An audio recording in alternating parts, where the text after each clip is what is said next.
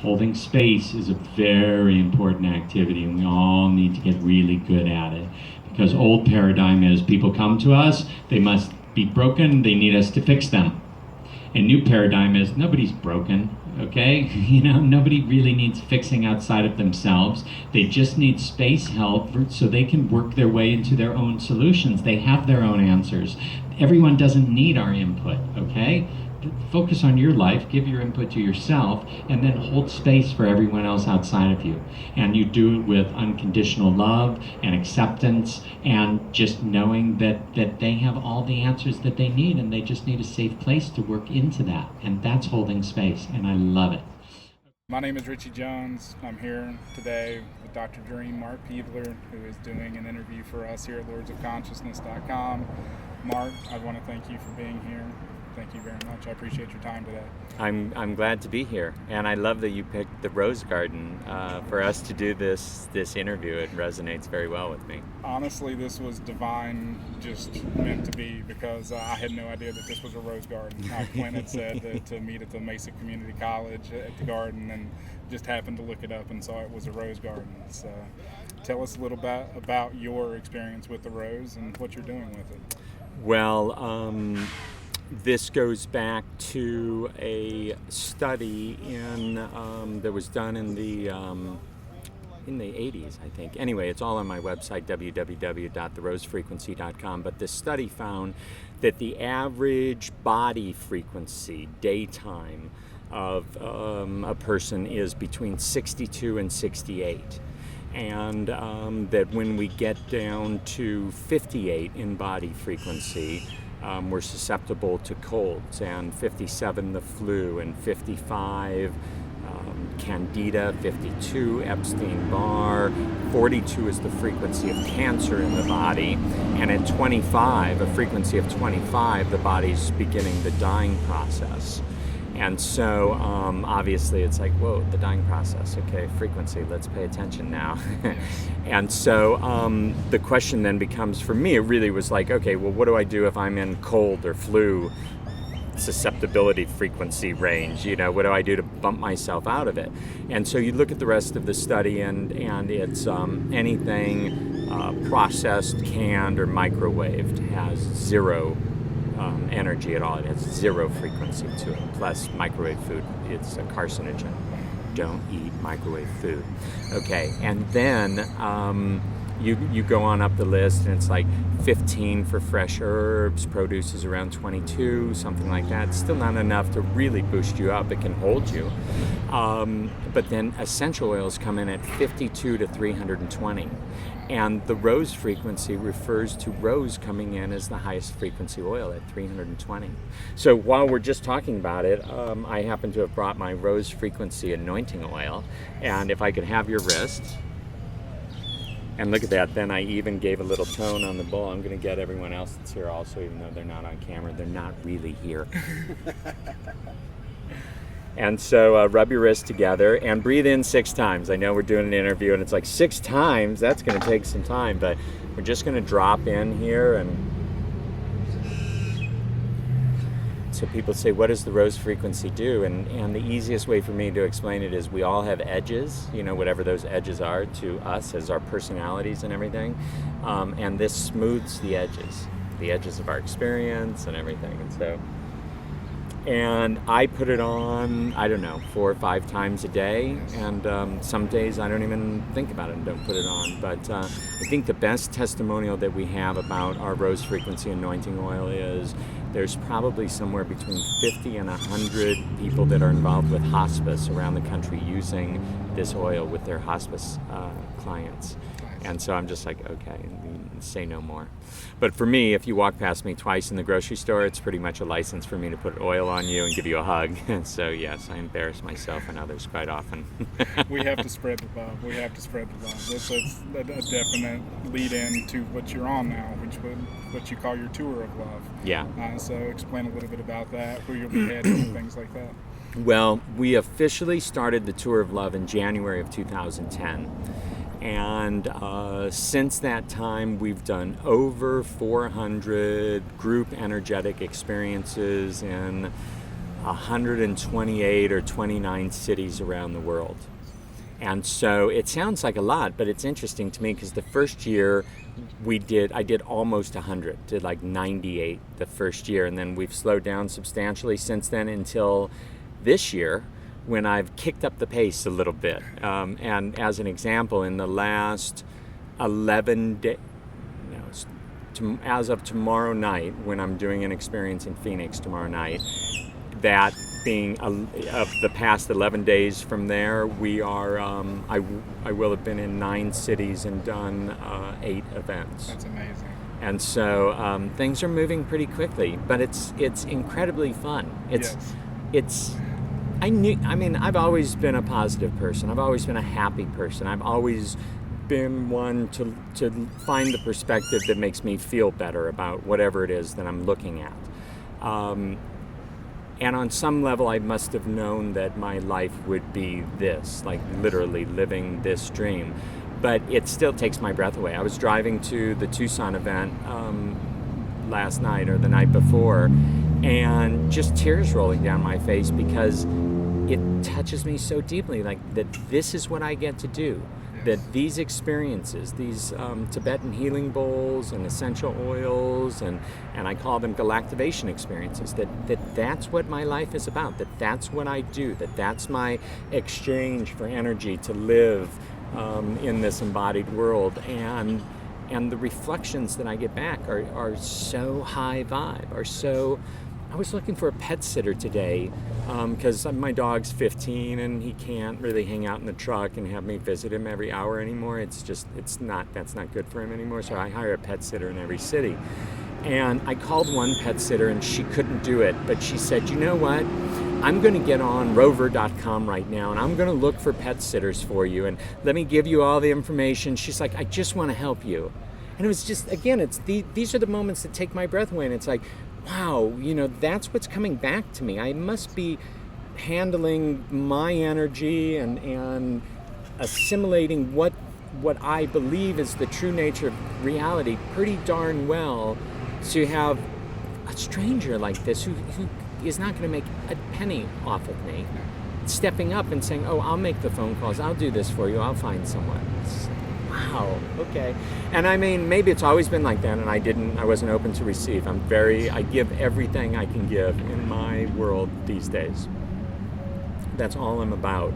But the other end of that deal, or the other end of that agreement, or the other end of that energetic is that I'm open to receive. That you can't make it a one-way street. So many of us that know we're here to give have trouble receiving.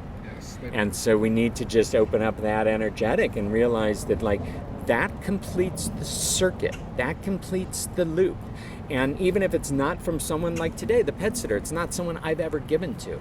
But for whatever reason, Source, the angels, my spirit guides guided us together, and here she is, just going more than the extra mile. Yes.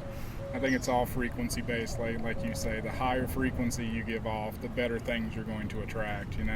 Nature works like that. As Terrence McKenna said, nature rewards courage. So you have to be courageous to be open in today's environment. It's just everybody sees it as kind of a bad place, as a bad thing. But as we go along, more and more people are waking up.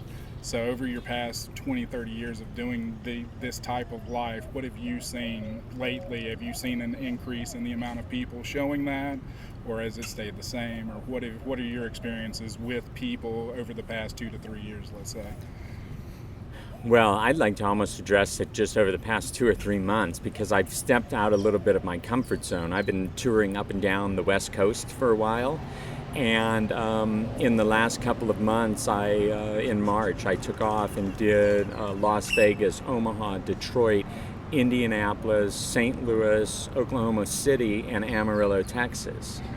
And it was funny because before I left, I said, I've been singing to the choir for too long. Let's get out there and see what's happening out there. And it's funny because you attract the choir wherever you go. I mean, like energy attracts like energy. But lots of people that were attracted to these events in those cities that I just listed were ready to be cracked open a little, a little bit more. Just we're ready for that additional expansion.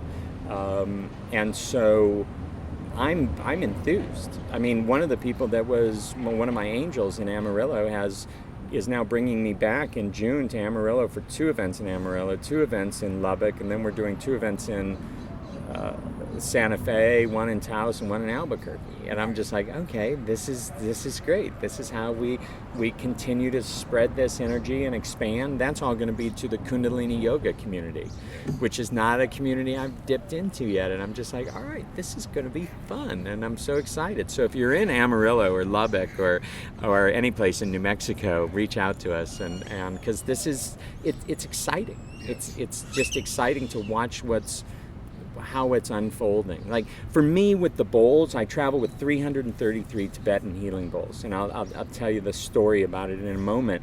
But for me, with the bowls, the events that I'm doing right now, if we looked at where I'm at in an evolutionary process with it, comparing it to the evolutionary process of a human from birth to death, I think I'm at the place where I've learned how to roll over, but I'm not crawling yet.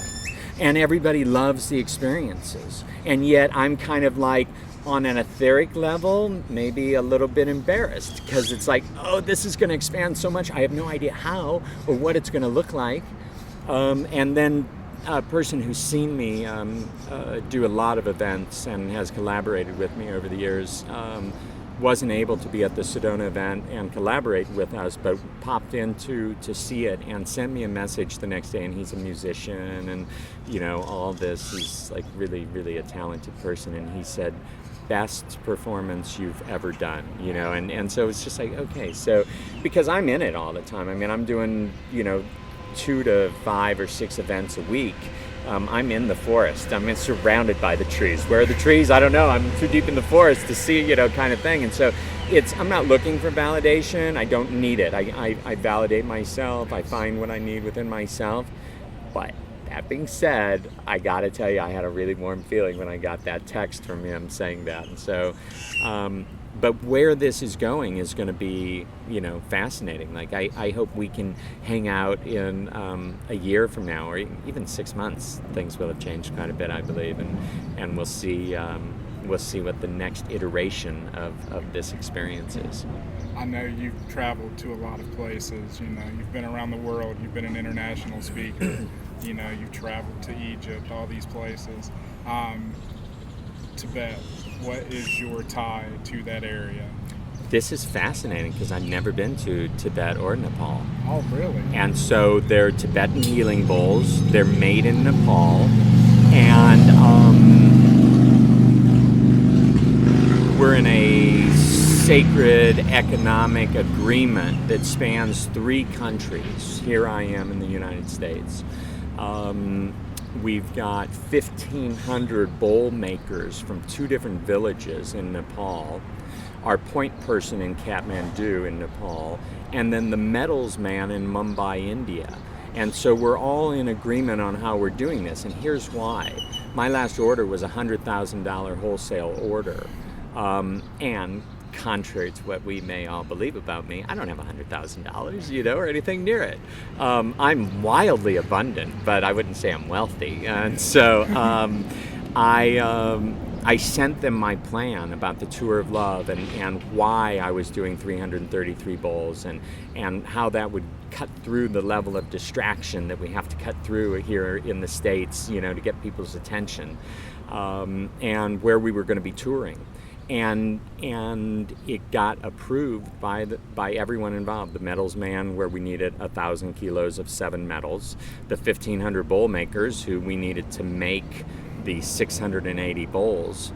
And our point person to, you know, own this process and believe in it also. So originally I was getting like orders of 80 bowls, and it was like, send us the money when you sell a bowl. And that was easy enough. And now it's, okay, you know, it's $100,000 order and this and that. So I send to Nepal between $5,000 and $7,500 a month. Wow. And so that's why I have such a,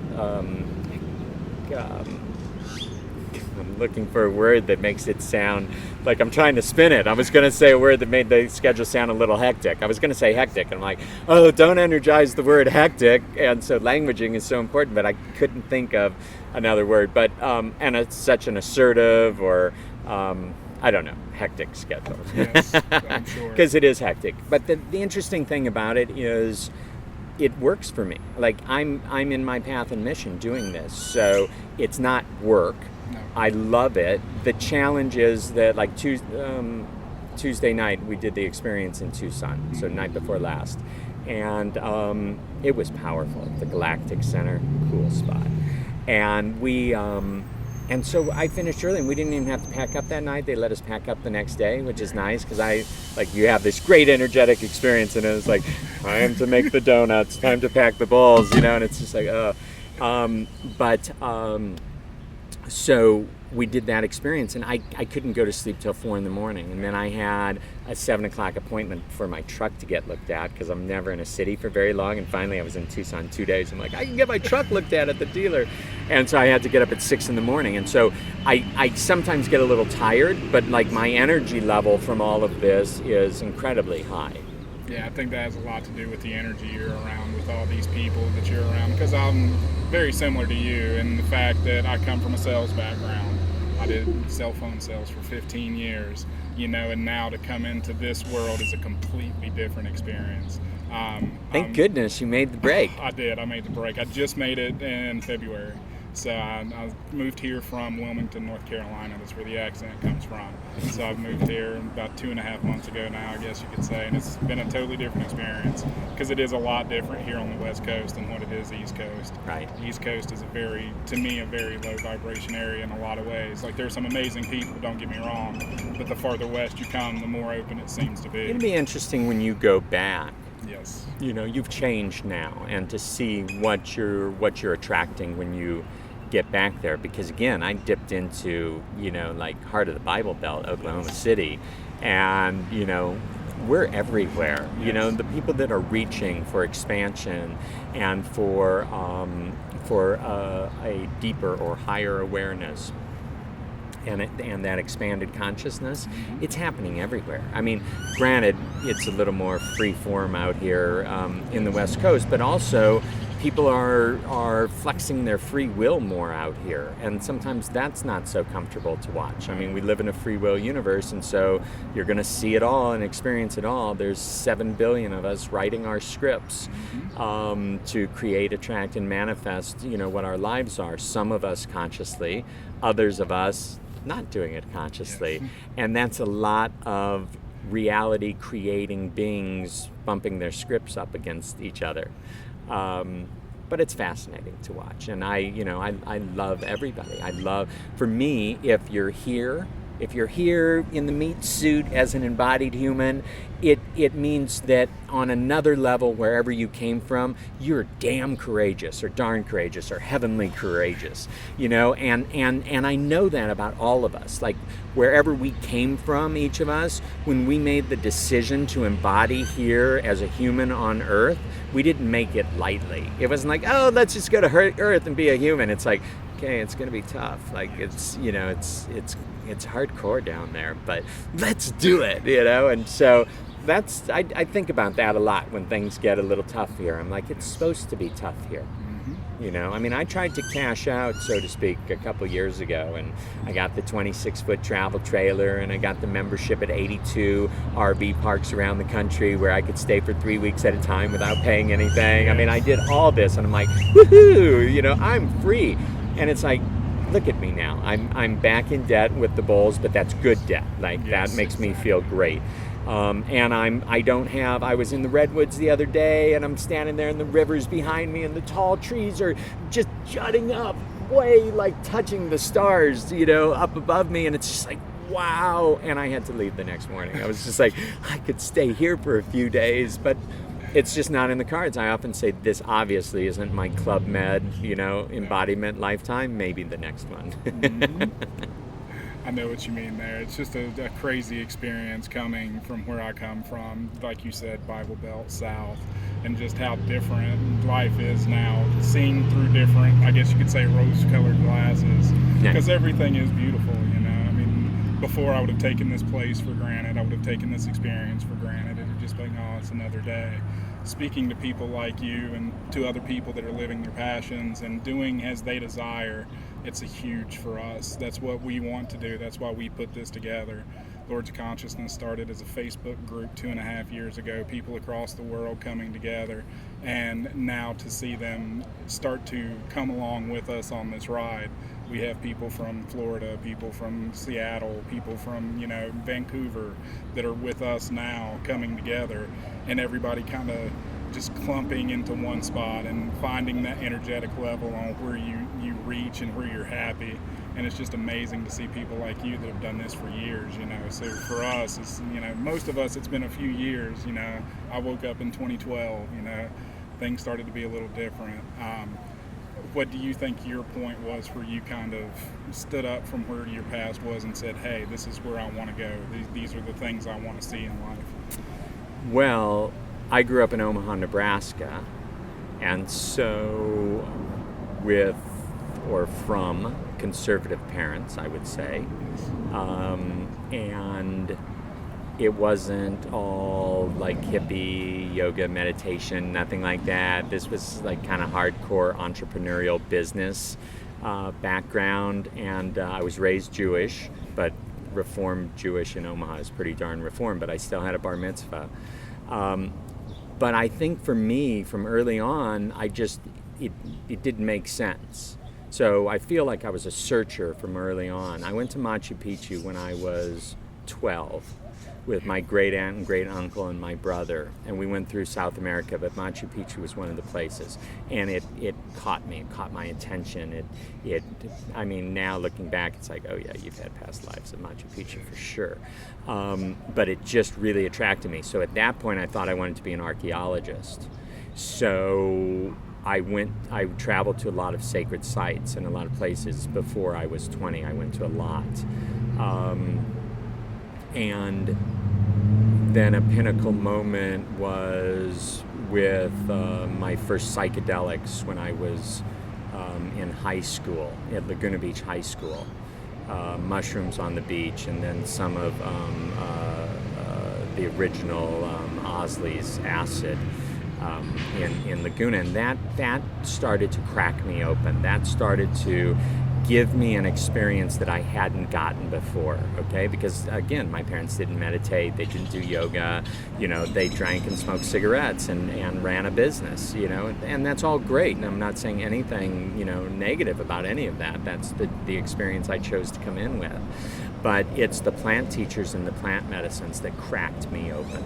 And so you mentioned McKenna before, and he was, I was really liked his material and met him, and loved the heroic doses. Like, if you're going to do it, the heroic dose, and like turn out the light in the closet and close the door and have your inner journey, your experience. And in my experiences with the bowls, I'm like, close your eyes, get ready for the inner journey. I mean, it's literally kind of like, if I was born in the 50s, I probably would have been handing out acid in the late 60s or something, to turn people on and open them up. But I do it with the sound and vibration. And these days, the heroic dose for me, because I just can't do what I used to do. I don't have like the recovery time anymore. I need a little more sleep and all this. So the heroic doses for me are reality. Like, I wake up in the morning, and it's like, okay, it's a heroic dose today. What am I doing with reality today?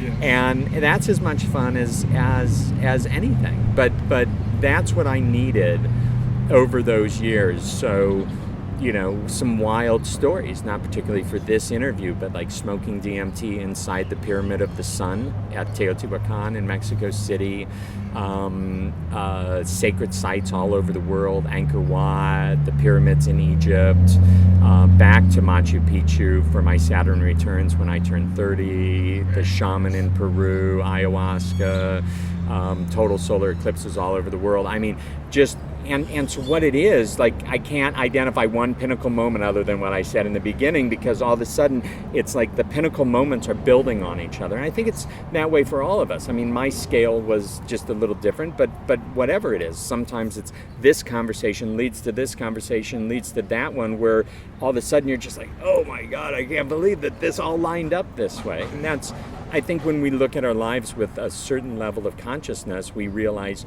that, and to do that, we have to get out of judgment, and we have to accept ourselves completely and unconditionally, and then look at our lives. We see that everything lined up perfectly. Yes. Really perfectly. But it doesn't, I mean, this is what I talk about all the time, and yet I'm still incredibly challenged. Like my dog, who's over in the truck right now in the air conditioning, is 15 years old, and he's failing now. And it's really difficult to be on tour with him. It's difficult for him. New day, new city, 9 days and 11 days I'm in a new city. I mean, it's not great for a 15-year-old dog. And he's on this medicine now that he's got to pee all the time and all this. And so like today, driving up, I'm an emotional person, obviously. I'm now going to talk about another time I cried. But today, driving up from Tucson, I took some time to cry a little bit on the drive, because I'm a little upset with God and the nature of reality for what's happening to my dog, that this is the way it's going to be. And then, I look at, like both my mother and my stepmother are in their late 70s and early 80s, and are going through incredibly challenging times.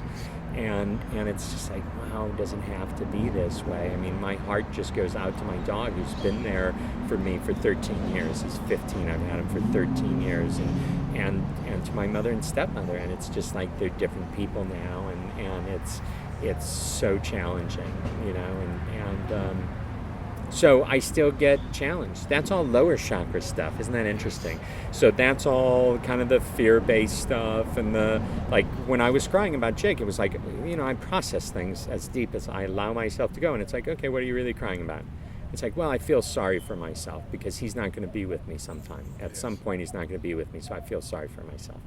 And it's like, well, so do you really want, that's like, you're being a victim right now, Dr. Dream. You really want to be a victim? And it's like, no, I don't want to be a victim. So I pull myself out of it, but it's like you dip into the waters, you feel the emotions. You don't always have to own it, but it's good to accept it, acknowledge it, recognize it. So often as we get on our path of higher consciousness and expanded awareness, it's like, oh, I'm angry. Wait a sec. And a higher consciousness being doesn't get angry. And it's like, well, bull stuff. It doesn't get angry, like you're a higher consciousness being and you're angry right now, so you just proved the point. A higher consciousness being does get angry. The challenge is that we want to push it away and stuff it and say, this isn't me, this isn't me. And it's like, well, actually it is you right now. So what do? You remember that commercial when I was a kid, maybe when you were a kid? What do you do when you're on fire? Yes. What? To stop, drop, and roll. Yeah, stop, drop, and roll. So that's to me, like, I don't get on fire, but it's the emotional triggers to me. That's me being on fire, and it's time to stop, drop, and roll. In the old days, tuck it away, put it in the corner recesses of my mind. When it gets full in there, put up a little tie-dye tapestry over it to cover it up, so I don't even have to remember I tuck stuff away into the recesses of my mind. And now it's like, no, I'm feeling this, I'm going to dive into it. This is about my dog, I'm pissed at God, I'm pissed at this, that, and then I process myself through it. If I don't, that stuff leads to like major breakdowns and stuff, or illnesses and everything like that. And so I can't do it anymore. I can't bypass my emotional body anymore, and I don't want to. No, it's all balance. You have to have everything open and everything aligned.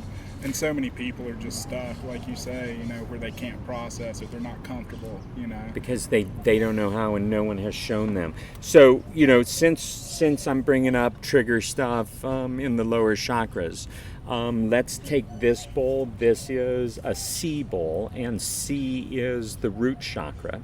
So that's the lowest of the lower chakras.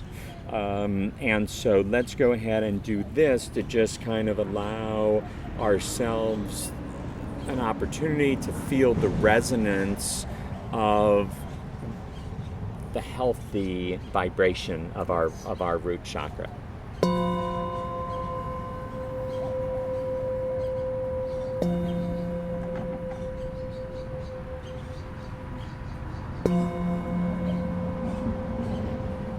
what's amazing with these bowls is you feel it immediately. I mean, the story about these bowls is, with the Sacred Economic Agreement, you feel these bowls before they're even played. I mean, there's 1,500 people that poured all of who they are into these bowls. There's our point man in Kathmandu. We can't even send bowls out of Kathmandu anymore after the earthquake because, I don't know, jet fuel, cargo issues. He's got to go 3 days, standing room only, to Mumbai with 500 kilos of bowls each time. It's 10 huge packages. I take my truck to the airport to pick it up. I don't even know how he's getting them onto the train, how he's managing all that. I mean, it's just outrageous. And then I look at what's happened since I've been traveling with the bowls in the 333 bowl experiences, and it's like, I'm pushing my boundaries completely. I'm pushing my envelope completely on this one. I often say to people, like, if you're comfortable in your life, you're stuck in a rut. Okay, it means you're complacent. It means you've found a certain level of comfort and you're choosing to own that, and you're not pushing yourself beyond it. Because when we're doing the inner work, or the inner play, makes it sound a little better. When we're doing the inner play, it's about growth. It's about expansion, and with that, there are some growing pains. There's a little bit of discomfort.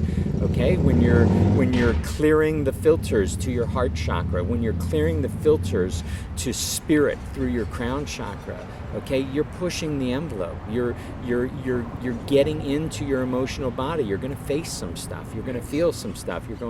But it's opportunity. Okay, but it's free will universe, so you got to take the opportunity. You have to accept the invitation, and then you can work it out. Then you can, kind of allow the energy to dissipate, to integrate itself, to do whatever it is that like your magic is, in your process. For me, I laugh. There's like my name, first of all, it's Dr. Dream. And so my joke is, my partner was Laura Eisenhower, and we did events together all the time and this and that, and she would get death threats. She'd get a lot of death threats. And I would joke, like, the worst thing that happens to Dr. Dream is they forget my name's Dr. Dream and they call me Dr. Love. Nobody wants to kill me. And so kill me with love. But it's funny because when I talk about all this, I'm like, really, instead of thinking of me as Dr. Love, if they can't remember Dr. Dream, they probably should think of me as the spin doctor, because it's all languaging, it's all perspective. Like, I didn't want to use the word hectic because I felt it didn't have as positive of a connotation. And if I keep saying hectic, hectic, hectic, then God, Source, Universe keeps hearing hectic, hectic, hectic, and then my experience is hectic, hectic, hectic. And so if I say, again, I'm stuck on another word for that. But like, normally if I've had a day that maybe could have been called crappy, I'll say, it was less than comfortable. Yes. That's about as low vibe as I like to go. That was less than comfortable. Instead of like repeating how crappy it was over and over again, because you're just energizing that. I mean, it's not so terrible to energize less than comfortable. It's like, okay, that's not so bad. Yeah, they're called spells for a reason. That's your wording is everything. Yeah. And I think a lot of people don't realize how important it is to keep your thoughts up, to keep your mind up. One thing I struggled with forever was negative self-talk. Being here, completely different world. The energy to me is lighter, so I don't struggle with that thought process as much.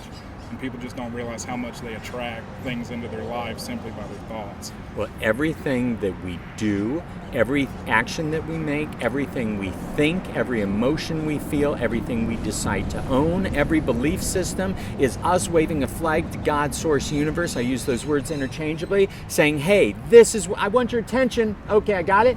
This is what I'm about. And God, Source, Universe says, great, going to give you more of that. Yes. And that's exactly what happens, but people don't realize it.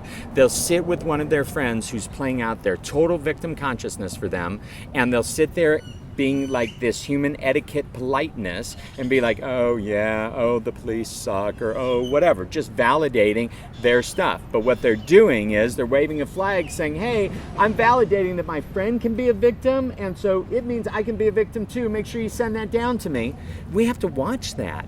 So maybe the reason that our friend is sitting there talking victim consciousness to me is so I can put a stop to it, And even if it's not, I'm not down for that anymore. I'm going to be the one saying, hey, listen, you're writing the script. Let's talk about rewriting the script. Let's talk about doing something different.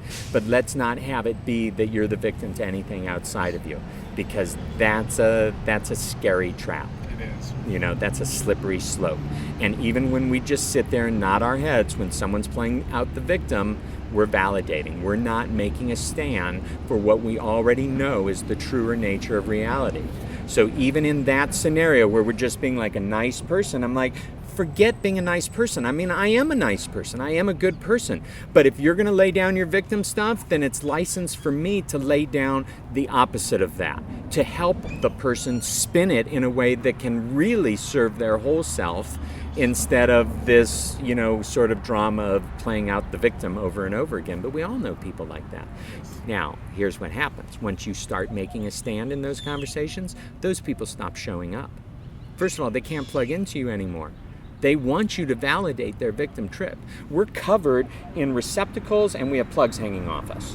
And we meet each other and we're like going, oh, look, you got a plug for that one. And now you're plugging in over here. And it may be that we're high vibe, that we just love everyone. It may be other stuff. There may be stuff we don't even know about. Both of us abused by our fathers or whatever, you know, that creates an energetic, and we have that plug available. So when people come to me and say, oh, people are treating me like this, this, and this, it's like, we need to look at your receptacles. Because as soon as you heal that receptacle, it closes, no one can plug into that one again. Now, granted, they'll find another one to plug into. I mean, it's the process, but that's how it works. And so I want people to plug into like my open heart. I want people to plug into like the high vibe, the unconditional, unwavering, total acceptance of each person for where they're at in the journey. You know, I want them to tap into my plug that says, I'm authentic. I'm real. I'm so transparent. You're going to hear about when I cry. You're going to hear about when I laugh. You're going to hear about my stuff. I mean, not a lot of speakers and public people play it the way I play it. But to me, like, I'm just me, okay? And quite honestly, I'm no more special than any person I've ever met. And so it's just me being me. And so what's the success formula? Well, the only thing I can figure is for me to be real, authentic, and transparent, and then share all the love that I am. And that's right there, like in a nutshell, pretty much the why of my existence. I'm here to be a beacon of love. I'm here to do exactly what I'm doing. So 9 events in 11 days, it's like, yeah, bring it on, you know, because I spend a lot of time doing a lot in this reality, a lot of business and a lot of partying and a lot, always with a good heart, but not really addressing the evolution of the collective. You know, it's like, oh, where's the next great gathering? You know, and it was great. I went and my heart opened and all this, but it wasn't like I'm here to do things for other people. And when you flip that switch, everything opens up in ways that are a little bit hard to imagine. You know, we know how it feels to be surrounded by love. Hopefully we all know how it feels to be, and that's what the plant medicine showed me. You know, like what real universal love was. You know, deep in that experience with the plant teachers and plant medicines and with the mother ayahuasca and all that. That is, don't get me wrong, I always felt love from my parents. But like so many of our parents, they're distracted, they're this, they're that, they're deep in their own process. They did the requisite amount of screwing up to me that they needed to do to give me just enough to work on in this life. And I'm a good father, but I know I've done the requisite amount of screwing up to my daughter. You know, I try so hard, but it's like, well, then what is she here to work on? She chose me to get some of this, you know? And so it's the process, and it's all fascinating when we approach it with the fun and the gusto of the adventure, you know, like the same way we would, like I approach life the same way I would a hiking trip or a journey, you know, like a vacation or something like that. It's like, yeah, what's going to happen today, and what am I going to feel, and who am I going to meet, and how am I going to be in service today? And whatever I did yesterday, how can I do it that much better today? When are you going to be next available? What is your next event coming up? So tomorrow night, I don't know when this is going online, but tomorrow night in Phoenix, and that's May 20th, that is at the Alwyn House, ALWN, downtown. Going to be a great event. It's one of the 3 multi-state pre-launch parties for the EarthShift conference in Desert Hot Springs, June 10, 11, and 12. And Julian Forrest, the celestial musician, has put this together, the EarthShift conference. And he's got sound healers and health practitioners, healing practitioners, and amazing people coming to this. And I'm doing a 333 bowl event there, and so I was coming to Arizona, and it's like, Julian, we should do something. He said, great, let's do a pre-launch party. And so it's all come together. I'm going to be down there from 3 to 6 doing sound healing, and people can come play with the bowls and just feel them and just get a good vibe from them and everything.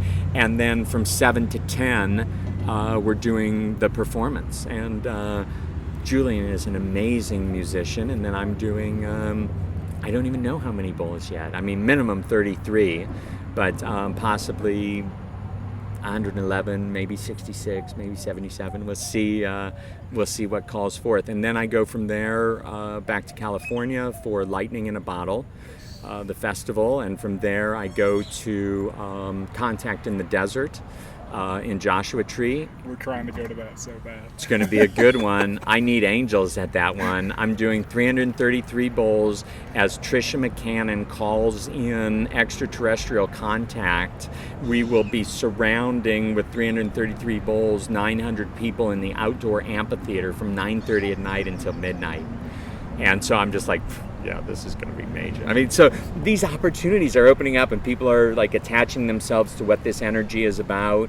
And so that's going to be fun. And then after that, the EarthShift conference and my last event this year in Irvine. We're doing our last 333 bowl event there. I've been doing monthly events in Irvine at the Temple of Light, but it's made it so I could only go as far as Detroit, and then I had to come back, and I'm going to get all the way to the Atlantic. So we're going to take this all over. You know, I've got invitations in Arkansas and of course New York, New Jersey, Virginia, Massachusetts, and I mean pretty much anywhere. And the other thing that's nice is every venue that I've done this year wants me back, has invited me to come back. I'm like, okay, that's a good feeling. I didn't upset anyone. You know, it takes me 3.5 hours after the event to pack up from the event. I mean, it's like, so we're at a venue for 8 to 10 hours. I mean, it's a bit intensive to do. It's a little different. We do 33 bowl events at people's homes. I mean, so I want people to email me. Go to touroflove.com and email me and let me know you want me to come to your home where you're going to invite your friends and family, because these are great events. And it's you, so to speak, inviting me into your home and you inviting your closest circle, and knowing that you're all going to have an incredibly stellar, expanding, heart-opening, consciousness, you know, like blowing open experience, and that's your circle. These are the people that are the ones that are loving and supporting you, and that you're loving and supporting, and you're all getting on the rocket ship together and doing that. And I love those events. Like, I don't need to do huge events, you know, every week. We did someone's home in outside of San Francisco, and then outside of Palo Alto, and then outside of Santa Cruz, and I'm just like, these are fun events, and it's more intimate, and it's, you know, it's not on the clock, so to speak. We're all just a little more relaxed, but I'm looking forward to doing more of those all over the country also.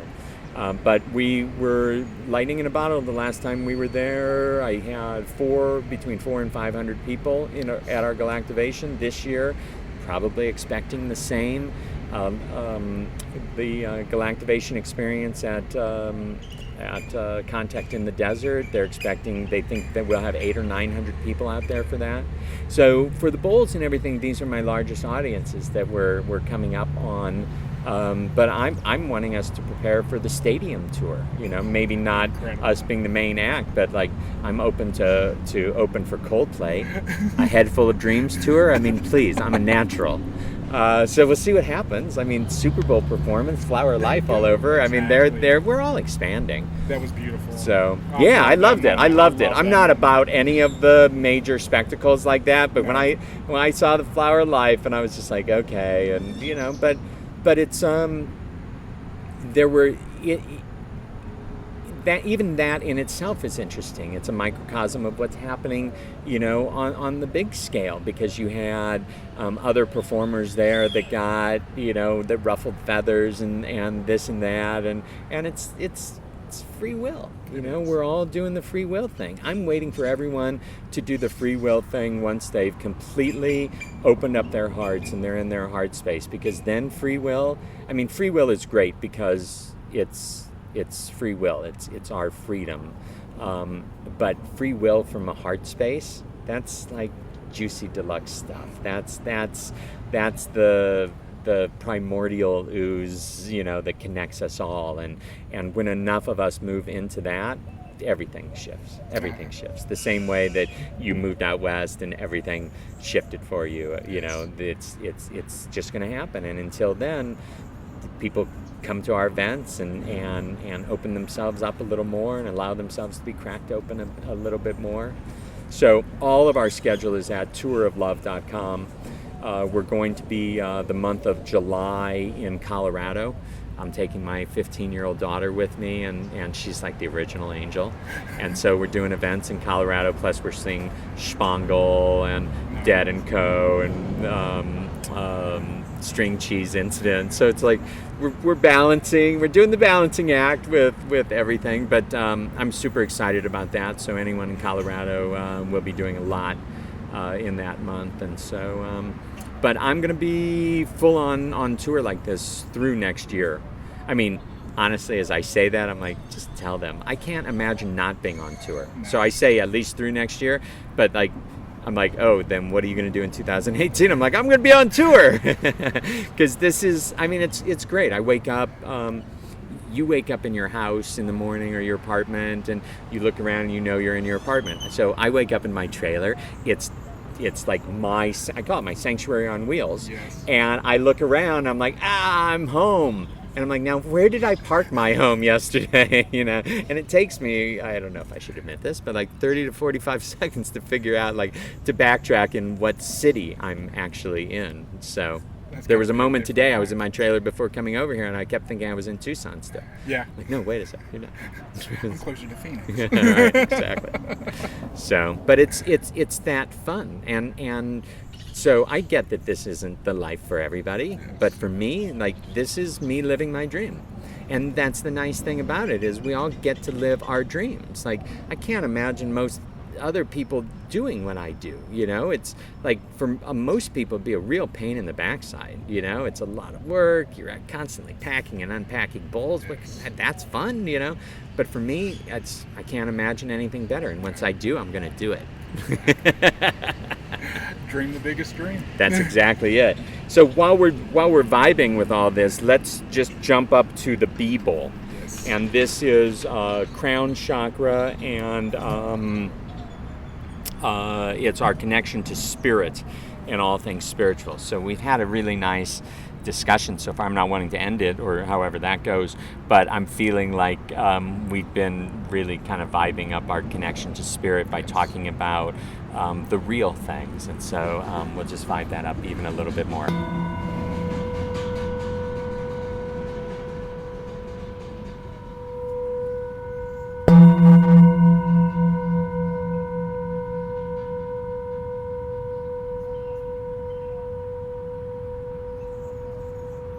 So I could wait and not say anything until it stops making a sound, but all the bowls are master healing grade, so they resonate for a minimum of 45 seconds and go up into the minutes. I have one bowl that the owner at the Galactic Center played with after we left, and I came in the next morning. He's like, it goes for minutes, like 10 minutes. It kept going. I'm like, yeah, that's that bowl. And so the other thing that's neat with the bowls that I'd like to share is we don't just get the notes on the bowls, we get frequencies. And so this is fascinating because, there's 7 notes, they align with our 7 chakras, but the frequencies, then it's that next level of what the energy or what the experience is about. So I have a bowl that is the frequency of emotional acceptance.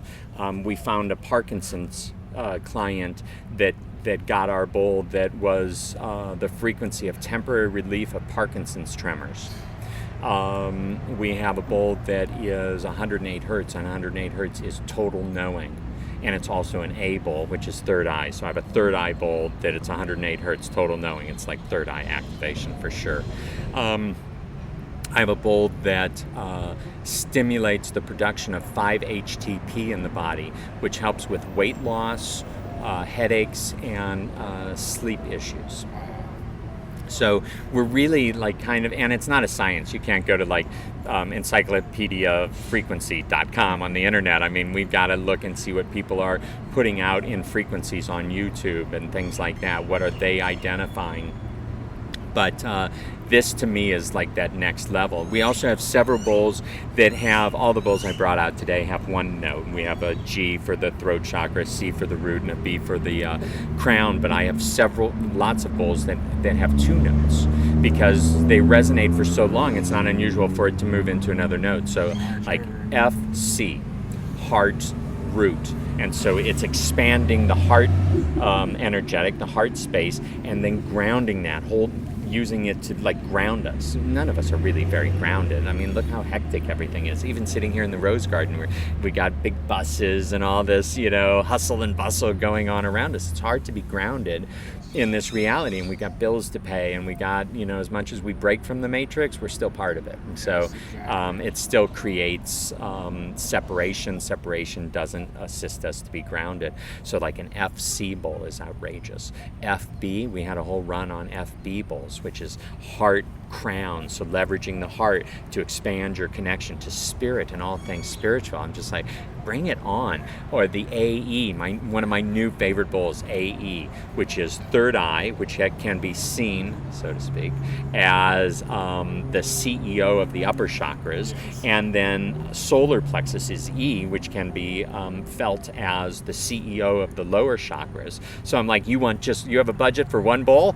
Get the AE bowl. You got everything covered, But it's fun. Look at me. I can barely stop talking, and I drove in today and got up early and everything else. But the opportunity to share and to open up and to be with like-minded people, you and your crew here, and so what are we doing? We're raising vibration right here, and in a little bit we're all going to go off our ways, and we're going to touch base with other people in our lives, and they're going to feel that energy from us, and that's going to shift them a little bit, and they're going to go back to their house, and their kids and their families are going to feel that, and that's the way we spread this. It's like, I'm not here to teach anyone anything, but I guess I'm here to remind us all of something, like we already know all this stuff. We already know it's all about the love and the heart and everything else. And so just these reminders that like, you don't need to be stuck in the matrix. Like, you can find what really sings to your heart and soul and do it, and you will be wildly abundant, because that's all Source really wants for us. And think how happy each of us would be if all we were doing addressed our path and mission, addressed the why of our existence. Come on, like, what could be wrong in our world? Yeah, I've got little glitches in my reality along the way. I'm not challengeless in my reality, and I'm human. So as long as I'm still here and human, as long as any of us are still here and human, we've got fine tuning to do. But I'm thrilled to be here. Like, I'm thrilled to be here. I'm not one of these people that's like, I can't wait to get out of this reality and go back to where I came from. I'm like, you know what? When the time's right, I will go back to wherever I came from, whatever that's all about. But until then, this is where I'm at. This is the place I love. And I'm pretty sure that when we do go back to where we came from, we'll look back so fondly on the time that we had in this reality on Earth and really, really value it. So I'm like, why wait? I'm going to really, really value it now. And it just makes it nice, and makes it nice to take that next breath. It does. Is there anything else you'd like to say before we close the interview? Wow, I feel like I've said enough, and now you're offering me more opportunity to say stuff. So yeah, there's certain things that I offer to all the groups that I speak to. And so I have a website, touroflove.com, and there's a link on the left-hand side that says book a 15-minute no-charge consultation with Dr. Dream. And I offer this to everybody. And so it checks all my calendars, and you can book a 15-minute consultation. It can be about whatever you want. Some people want to talk about, how do I do self-forgiveness? How do I do self-love? How do I love myself? You talk a lot about it. How do I do that? Other people, like, I had one guy wanted to sell me something. I'm like, so book a 15-minute appointment. You talk about whatever you want. You got 15 minutes. He had only 15 minutes. Everyone else gets up to a half hour. And I'll give over and over appointments, no charge consultations to people if they do one thing, and that's the assignment that is assigned to them after each consultation, after each session. There's an assignment based on what the person is talking about and what they're going through and everything. And if they're committed and dedicated to doing that assignment, then I'm committed and dedicated to giving them another no-charge consultation. So, like, I'm here to be in service, but I'm not here to be Mr. Fix-It for people that just want me to sprinkle Dr. Dream's fairy dust on them and have everything be fine. It doesn't work that way anyway. I mean, you know, but if you are dedicated and committed to what your life is about and to your personal expansion, you got me right where you want me, and I will walk that part of the journey with you. And also, if people send me an email to im@drdream.com, drdream.com, you can get it from any of the websites. I'll send them a link to my program, 21 Days to Change, the Conscious Creation Program, and I won't charge them for it. It's a 105-page download. But here's what I'll do. If they're really committed to the program, they'll print it. And if they print it, then I'll give them 4 phone calls to support them in this 21-day program. The first phone call is before they even write anything. It's a playbook. We call it a workbook. I'm like, forget that. Who wants to do work? So it's a playbook. Now we all want to do it. And so it's fill in the blank is what it is. So if they print it out, I'll do the first phone call before they start it, because I've got a system where they can start it and go through it with much more grace and ease. And then it's a 3-week program, so I'll do 1 phone call every week, and I'll do that at no charge. Again, just show you're committed and dedicated to your life and what it's about, and I'll mirror that commitment and dedication right back. So I leave everyone with that. Go to www.touroflove.com, and that's what I'm about. And hopefully people can get out to one of these experiences, and I mean, I'm going all over the country, all over the place. So, like, if you're wherever you are, send me an email and say, hey, we want you to come here to our community, to our town, to my house, you know, whatever it is. That's what I'm about. So I will be there tomorrow, so I'll take some footage tomorrow of the bowls. Excellent. We can throw this in so everybody can get a taste of what it's like. I've only been a part of 7 bowl ceremonies, so I can only imagine what it's going to be. We're going to have a minimum of 33, and so we'll see what we end up with. But it's fun and it's exciting, and for me, I just want to keep being in front of people and being the beacon of love that I am, and sharing this energy and helping the evolution of what's going on for all of us right now. Dr. Dream, thank you so much for your time today. It's been a pleasure. It's awesome meeting you. So just seeing somebody just dedicated as you are to what you do, it's a beautiful thing. So thank you so much. I want to thank you guys for what you're doing. I think it's amazing.